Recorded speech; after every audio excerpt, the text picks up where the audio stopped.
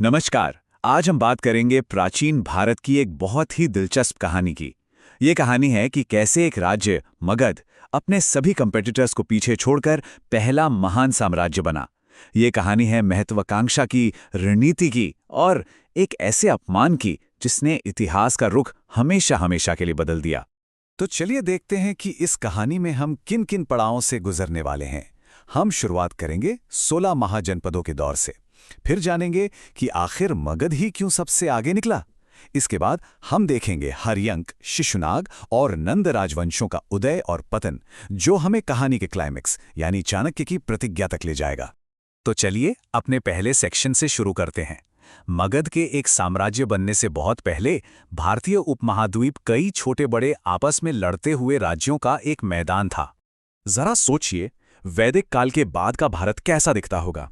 वो एक देश नहीं बल्कि 16 ताकतवर राज्यों में बटा हुआ था, जिन्हें हम महाजनपद कहते हैं। और इनमें से हर कोई, हर एक सबसे बड़ा बनना चाहता था। सत्ता और जमीन के लिए लगातार संघर्ष होता रहता था। ये एक तरह से उथल-पुथल का दौर था, लेकिन इसी उथल-पुथल ने एक महान साम्राज्य के उदय की जमीन भी तैयार की। तो सबसे बड़ा सवाल यही उठता है, भाई जब मैदान में 16 शक्तिशाली खिलाड़ी थे, तो आखिर मगध ही कैसे जीत गया? ऐसी क्या खास बात थी मगध में? मगध की कामयाबी का राज ना कई स्ट्रैटेजिक फायदों में छिपा था।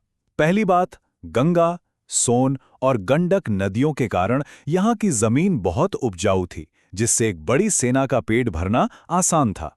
दूसरा, विंध्य के पहाड़ और नदियां इसके लिए एक नेचुरल किले का काम करते थे, जो इसे हमलों से बचाते थे। तीसरा, यहाँ लोहे जैसे मिनरल्स की भरमार थी, जो मजबूत हथियार बनाने के लिए जरूरी थे।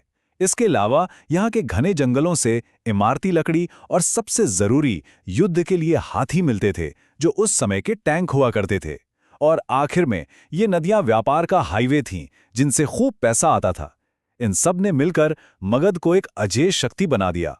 तो मगध के पास ये सारे नेचुरल एडवांटेज तो थे ही, अब जरूरत थी बस ऐसे लीडर्स की जो इन ताकतों का सही इस्तेमाल कर सकें। चलिए देखते हैं कि शुरुआती राजवंशों ने कैसे इस पोटेंशियल को एक असल साम्राज्य में बदलना शुरू किया। ये कहानी शुरू होती है हर्यंक वंश के संस्थापक बिंबिसार से। बिंबिसार एक बहुत ही चतुर शासक थे। वो जानते थे कि हर जंग मैदान में नहीं जीती जाती। लगातार युद्ध करने के बजाय उन्होंने डिप्लोमेसी का रास्ता अपनाया। उन्होंने कोसल, वैशाली और पंजाब जैसे शक्तिशाली राज्यों में शादी के रिश्ते बनाए और इस तरह दुश्मनों को दोस्त बनाकर बिना लड़े ही अपना प्रभाव बढ़ाया। लेकिन राजवंश के अंदर शांति ज्यादा दिन नहीं टिकी। बिंबिसार के पोते उदयन ने गद्दी के लिए अपने ही पिता अजातशत्रु की हत्या कर दी। इस खून खराबे के बीच उदयन ने एक बहुत दूर की सोच वाला काम किया। उसने पाटलिपुत्र शहर की स्थापना की और राजधानी को राजगृह से पाटलिपुत्र ले जाना एक मास्टर स्ट्रोक था, क्योंकि ये जगह व्यापार और सेना दोनों पर कंट्रोल रखने के लिए बेहतरीन थी।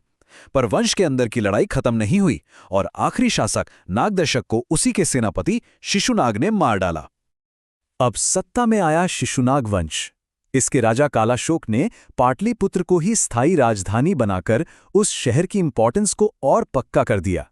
उनके समय में दूसरी बौद्ध संगीति भी हुई, जो बौद्ध धर्म के लिए एक बड़ी घटना थी।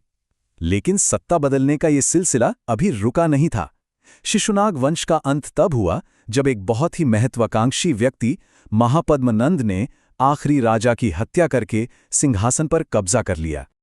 और यहीं से मगध की कहानी में एक बहुत बड़ा मोड़ आता है, नंद वंश का आना।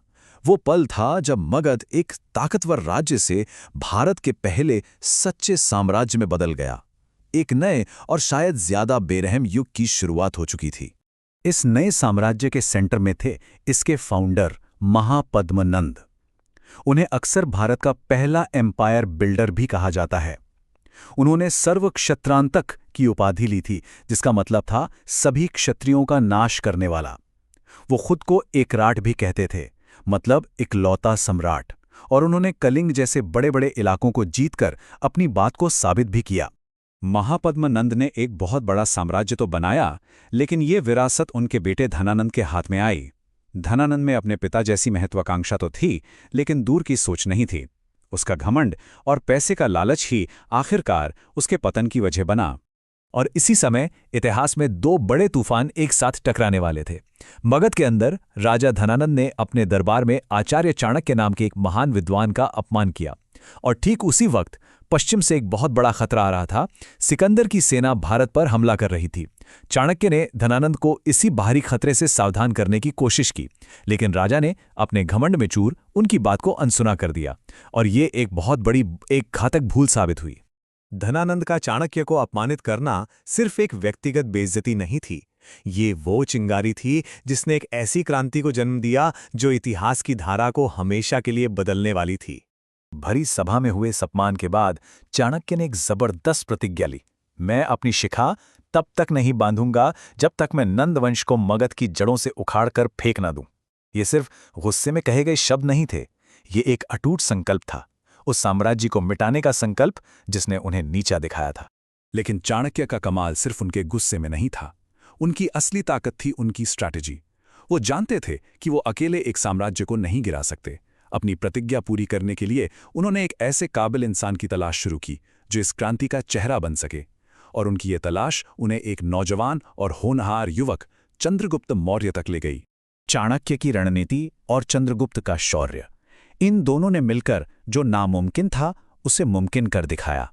उन्होंने मिलकर धनानंद की विशाल सेना को हराया, नंदवंश का खात्मा किया और भारत के पहले महान एकीकृत साम्राज्य यानी शक्तिशाली मौर्य साम्राज्य की नींव रखी। एक अपमान ने एक साम्राज्य को जन्म दे दिया था। तो चलिए एक नज़र फटाफट दौड़ाते हैं मगध को बनाने वाले इन राजवंशों पर। हमने शुरू किया बिंबिसार के हर्यंक वंश से, जिन्होंने डिप्लोमेसी से नींव रखी।